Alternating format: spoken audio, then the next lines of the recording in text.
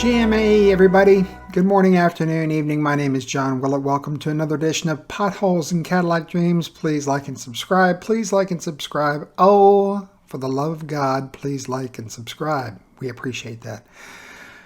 Feeling a little quiet this week. I know we had some other topics that we were going to do, but we've kind of switched things up. And I think this is a topic. It's going to be one topic with a bunch of subtopics. And I also want to apologize to those of you watching on YouTube. My little camera, won't say the name of it, but my little camera that I've been using pooped out on me and was causing all kinds of challenges. So we're actually going off the computer camera. So I may be a little fuzzy, but I've been accused of being fuzzy before, so it's okay. But those of you who are listening to me on a podcast, I sound as crisp and clear as ever. Hi, how are you? Good to have you listening to me. The topic is death, the ultimate pothole, if you will.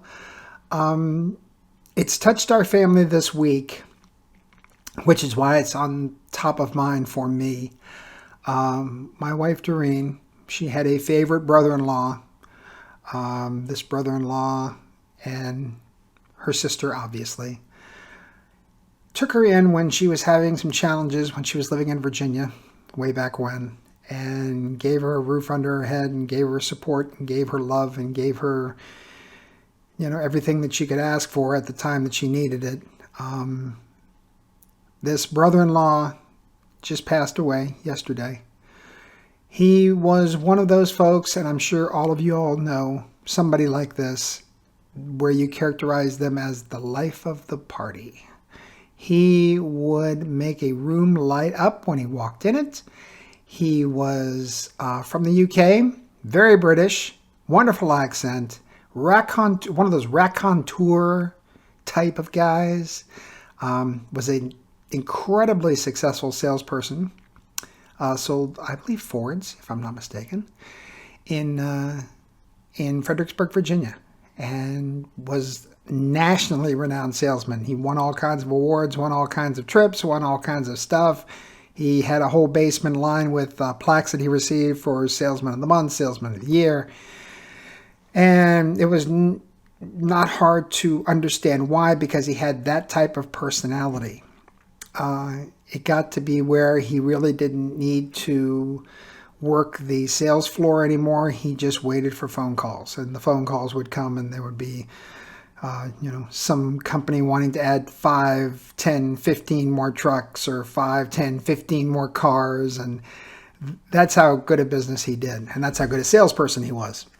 Anyway, he passed away yesterday, and my wife has flown to Fredericksburg to be with her sister and her other sister. She has 2 sisters and a brother, and they're together now. And so I just was thinking about death and how it's the ultimate equalizer for all of us, that we all have to face it at some time or another. And I was thinking about the ways that death has the different times it's entered my life and the ways I've reacted to it. And I thought I would share that with you. But first, I need to tell you, I was trying to keep it as lighthearted as possible, because this is a heavy topic and it's not one that a lot of people want to talk about.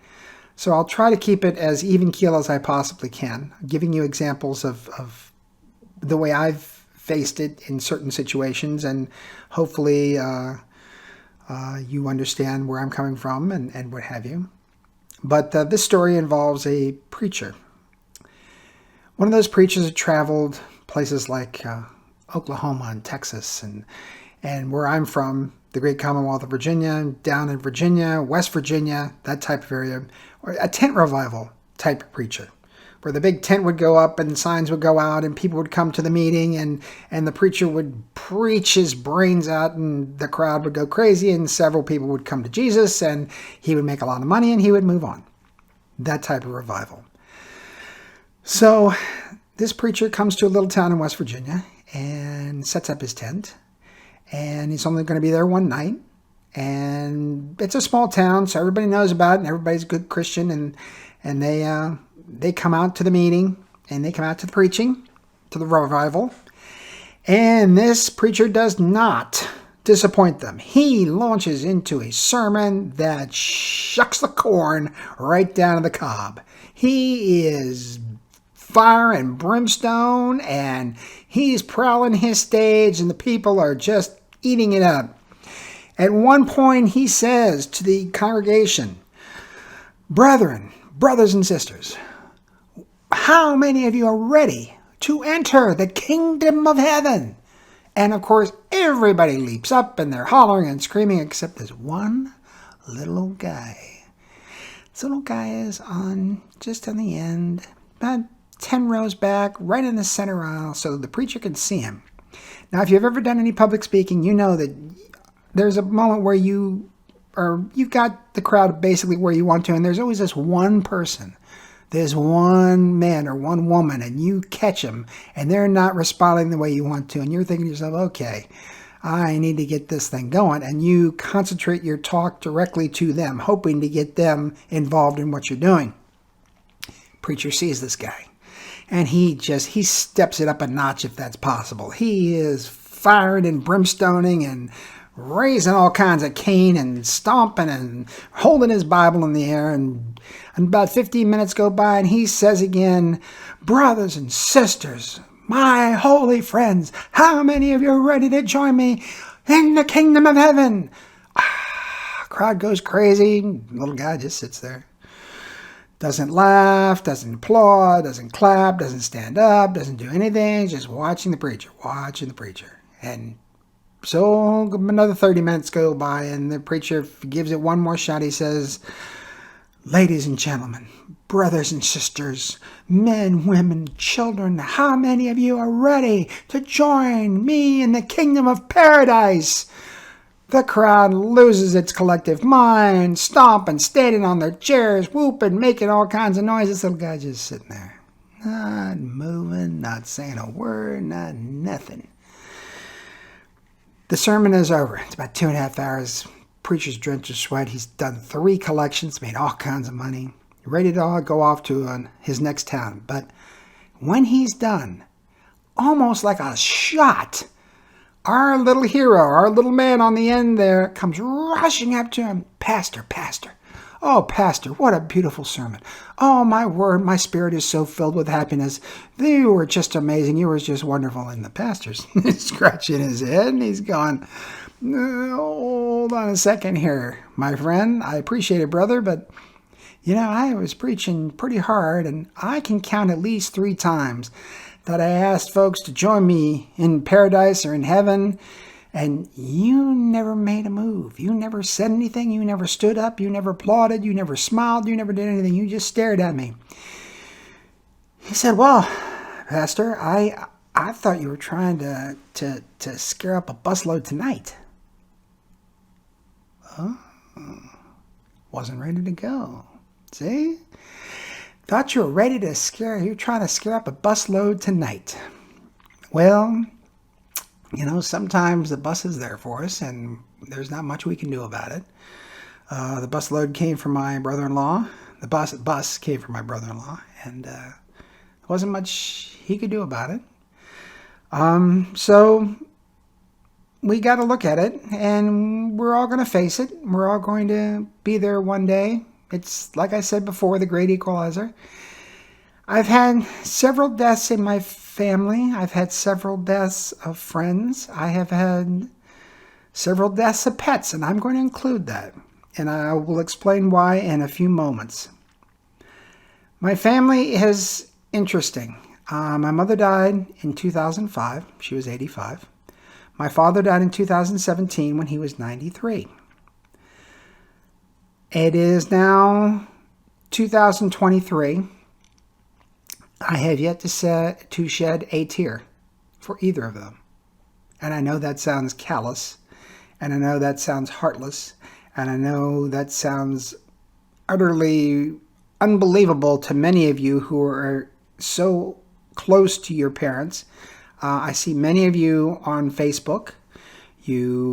Every year, your mother or father has left this earth, whatever date that is. You put something on Facebook telling how much you miss them and how much you love them and whatever, and I have never done that. My parents are both buried in Arlington National Cemetery.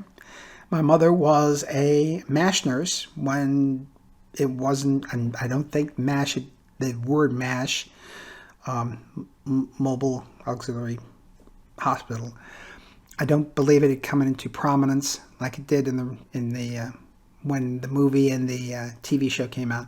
But she was basically a MASH nurse. She came across with troops in Normandy. Was one of the first MASH nurses. She got to be a first lieutenant in the Army. Had a full military funeral in Arlington National Cemetery. And they considered her a hero, and she was. I mean, that's pretty amazing. A woman, I think she was in her 20s at the time, and going over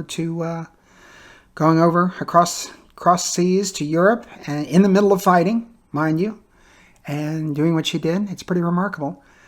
My father was a lieutenant colonel in the reserves. He also served in World War II. He actually came across in first wave, Utah Beach. He was a ranger, and he never talked about it, never mentioned anything about it. He was an attorney in Alexandria, Virginia is where he was based, but basically Virginia, Maryland, D.C., he had licenses to practice those three places. And for, I guess, a lot of reasons, I never shed a tear for either of them. My sister, on the other hand, I mean, she bawled her eyes out when both of them passed. And I think thought very badly of me that I didn't. And I wish I could tell you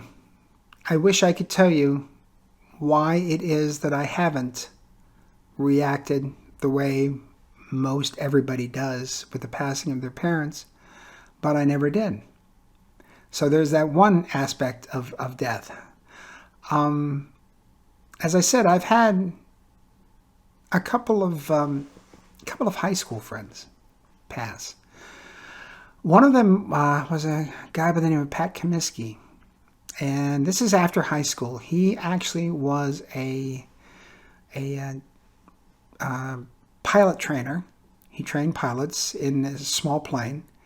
And I want to say he was doing it for Annapolis, but I wasn't sure, the Naval Academy. But I'm not quite sure whether it was military related or not.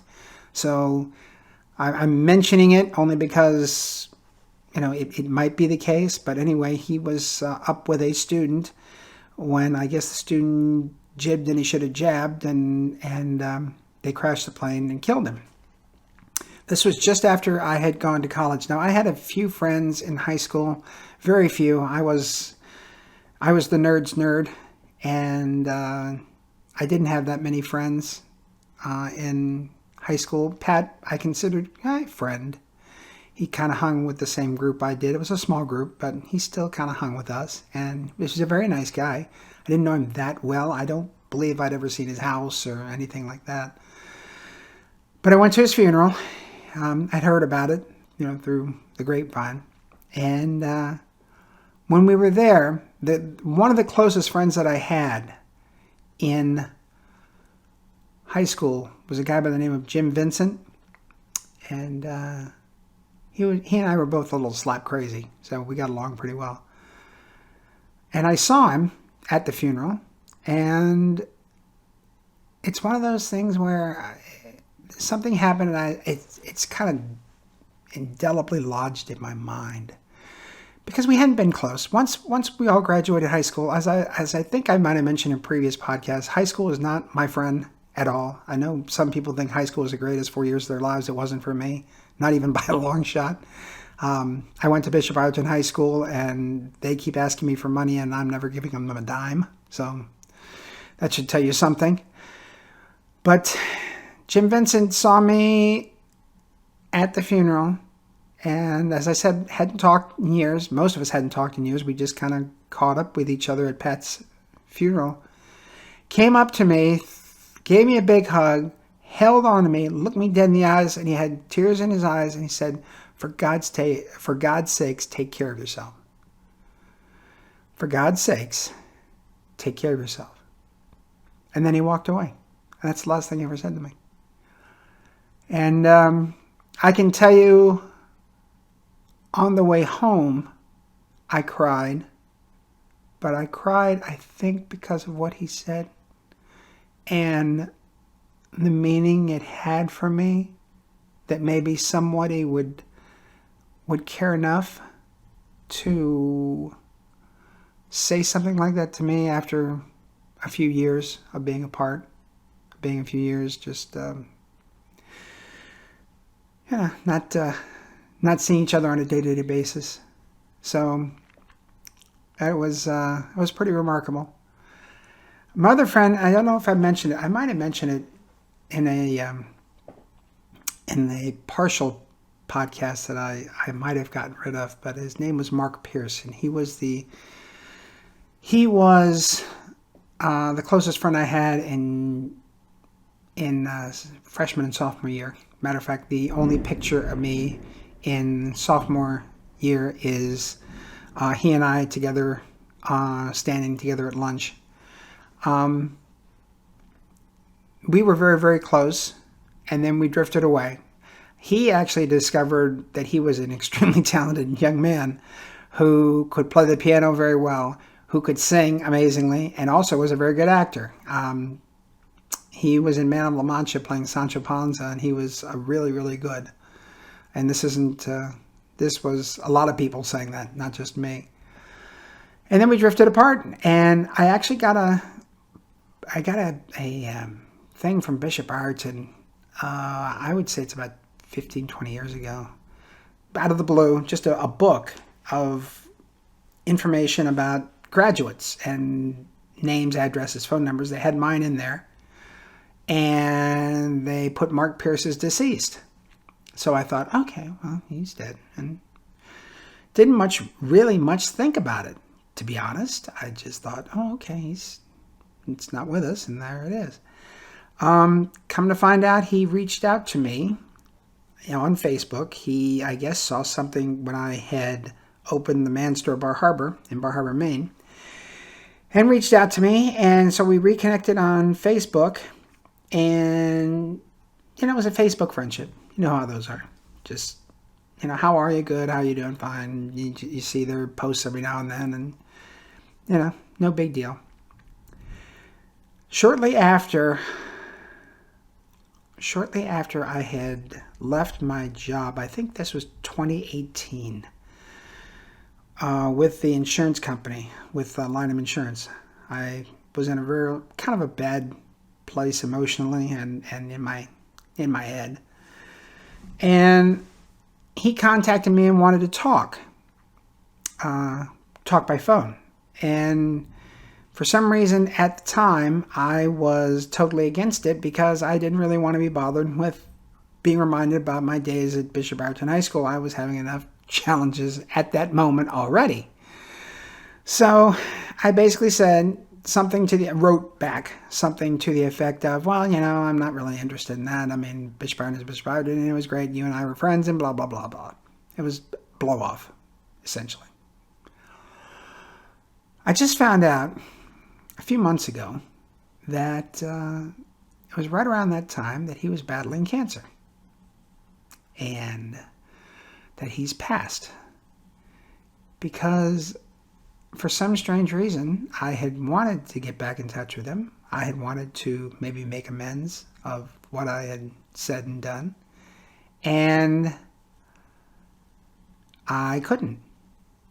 It was not possible anymore to make amends because he was gone. And I was sad. I don't remember crying, but I was very sad that I had selfishly wasted that opportunity to reconnect with somebody who had meant so much to me those first years. Without Mark Pierce, I was not in a good place when I was in high school, and I could have been one of those statistics that you hear about. Isn't it interesting, while I'm talking to you all, we actually have a thunderstorm going on here in Daytona Beach. And I will not be doing any editing because I think it's appropriate that there should be thunder and lightning right now during this topic. So if you hear it, it's just God going, hey, okay, just keep talking. So anyway, so Pat Comiskey and Mark Pierce are the two high school friends who I've been affected by because of their deaths. It's very strange. I've had aunts pass away. I've had uncles pass away. I've had my grandmothers pass away. I've had my grandfathers pass away. I can't remember ever crying. Ever. I can tell you that when my grandmother on my father's side passed away, I was living in Arizona at the time, and I made a special effort to get from Arizona to Millinocket, Maine, where my grandmother lived and where she passed, to get there in time for the funeral. I did not do this out of any love for my grandmother. She didn't particularly care for me. I did feel badly for her, though, because when my father would go to visit her, she used to be in a senior's home in Lincoln, Maine, which is about 25 minutes away. And I don't know what my father would tell her when he would come, but I'd always go with him. But when he would come out there, she was always packed and waiting for him to take her away from this place. Now, my father hated hospitals. My father hated funeral homes. My father hated rest homes. Didn't like them because it reminded him maybe of his own mortality, which is what we're chatting about right now. So he would go, and there'd be my Nana sitting there waiting with her suitcase. And my father would have to explain to her, no, Mom, you're not going anywhere. You're going to be staying here. And the look on her face, I wish I could describe it to you all. But after it happened the third or fourth or fifth time, I don't know, but it was just like a sorrowful resignation. I hope that kind of describes it. It was a sorrowful resignation. It was like, I can't. It was soon after, it was about the fifth or sixth time he did this, it was that she passed. And for some reason, I tried to get there, and I wasn't getting there for her, as I said before. I was trying to get there for him, and I really didn't get any sort of recognition. That's what I was looking for, because as we've talked about earlier, my bread was buttered on my father's side of the bread, and I wanted to keep that going, although it was rapidly dissipating by the time I was trying to do that. So, but I went there, and with no other reason other than, trying to make my father happy, and it didn't really make him that happy, so, oh well. So I remember doing that. The deaths that have always affected me deeply were pets. And I know that's just as flat crazy as it could possibly be. And it's even flat crazy now that I'm telling you that and the way it sounds, but it is. My pets have affected me more because I think it's maybe the unconditional love thing. It's that you take care of them and they just give you love back. That's all they can do is give you love back, some sort of love or some sort of affection. I was telling someone today about a ferret. My second wife, Sharon, had a friend who was going away for a year. And Sharon agreed to have us look after his ferret. And his ferret's name was Magnum. And he came with a big old cage and all kinds of stuff. And I fell in love with this little guy. I swear to God, I would take him for walks. I bought a pouch, and I would put Magnum in the pouch, and I would walk around our neighborhood, and he would crawl out of the pouch. He would crawl up around my shoulders. He'd crawl around my neck. He'd actually literally get on top of my cap. I always wore a cap when I went out. The coolest little guy in the whole world. And 3 days before, I think it was about 3 days before this guy was supposed to come back from the military, Magnum was on the bed in the second bedroom, and one of my cats, Sundance, came into the room. I had not closed the door. I should have closed the door. Leapt up on the bed and ran Magnum into a wall. And I think about Magnum almost every day. Isn't that crazy? What you're hearing now is me mourning the loss of a ferret. I can't do the same for my mother and father, but I can do it for a ferret. And I miss the little guy so much. Somebody said that they knew someone who had ferrets, and I would love to have, but of course, obviously, I've got 4 cats. There's no way. I'm not going to do that to some poor ferret, but oh my God. Magnum was so cool. He was just cool. He was just great, and affected me in ways that I can't even begin to tell you. My cat Butch was around the same time. We had, as I maybe have mentioned before, we had a total of 3 cats when I was married to my second wife. We had Butch, we had Sundance, who were brothers, and then we found a cat who we rescued, basically. We called her Miss Kitty, so Butch, Sundance, Miss Kitty. Anyway, Butch had cancer. We spent the money to have him have surgery to remove it. Cancer came back. We decided to have him put down or go across the Rainbow Bridge or whatever it is that y'all say. I don't know. All I know is I lost my cat that day. And I stayed home that day.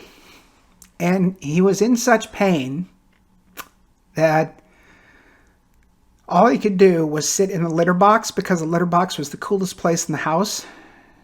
He would sit in the litter box and not make a sound, not let you touch him because it hurt to touch him. And I spent the last day basically staring at this poor little guy. And again, as you can hear, particularly you all listening to the podcast, it affected me a great deal. Unfortunately, I moved to Maine before Sundance and Miss Kitty died. I unfortunately heard about Sundance passing through an email. An email? No, it was a Facebook message from my then ex-wife. That he had also gotten cancer and had gotten down to about 9 pounds, and it affected me so badly. I was training a couple of kids in the store, and I had to just leave and go to my spot on the short path and just sit for an hour or two and cry and try to compose myself to go back so I could be happy and sell stuff in my store. And then Miss Kitty, natural causes, just old age. So I missed both of theirs. So we lost, Doreen and I lost her cat Lily back in 2014, right around the time that my store closed. And that was tough because she also had cancer. And the progress, the deterioration was not good. She didn't want to move, didn't want to do anything. We actually got Jeter, who's with us now, because we thought that'd be cool if Lily had, a playmate, someone to hang with, while we went off to work.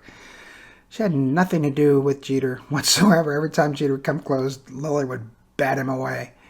And we all thought, oh, she's just being a cantankerous old broad. Well, she wasn't being a cantankerous old broad. She was in pain. So when she passed, we immediately went out and got John Wayne. And that's the day we got John Wayne. That's when I sat my chair in the middle of a room and waited for a cat to leap on my lap. And when John Wayne leaped on my lap, he looked at me and like, hello, I just leaped on your lap. That's what you wanted me to do. So take me home. So That's about 30 minutes on death. And I hope it hasn't bummed you all out. I would certainly be interested in hearing your stories if you have any. Particularly those of you that maybe have the same challenges I do with deaths of humans. Best way I can put this, humans versus animals. I seem to have a lot more, as you could hear from my voice, a lot more sympathy, empathy, heartbreak. I don't know what the word is, but I feel more when it's an animal than it is with a human, normally. I mean, I'm sure I think of certain people, and we're not going to mention them because that's bad luck, but there are certain people I know that it would be rough. But anyway. So if you have had something you'd like to chat about or something you'd like to share with me, please send it to John Willett 1218 at gmail.com. Again, that's JOHN WILLETT 1218 at gmail.com. I would love to hear from you. And as usual, we're going to end with 2 requests. If you know Demi Bennett. Oh, yes, everybody goes, I know Demi Bennett. Yeah. But as I said before, and I've seen a couple of videos recently where it still amazes me what she has done in order to achieve what she has accomplished. It's remarkable to me. And particularly where she comes from physically, where she came from to here, to America. It's a remarkable story. Anyway, I would love to talk to her, Demi Bennett. And then my friend Christy Martin Salters, if she's listening, whenever you're ready, I am more than willing to spend 30 minutes, an hour, as long as I can, chatting about you and about your amazing life and your amazing career. That would be fabulous. I want to thank you all very much. I know this has not been any sort of lighthearted, goofy, fun type of experience, but it's something that I felt like I needed to do to chat with you all about this, because this is what I've been dealing with the last few days, and I thought, let's get it off my chest and get it out to you all. And I appreciate you listening very, very, very much. I hope you're having a great day wherever you are. I hope you have a great weekend. I hope you have a great week. And I look forward to seeing or hearing from you all next time. In the meantime, like and subscribe. Please, by all means, like and subscribe. Thank you guys very much. Bye.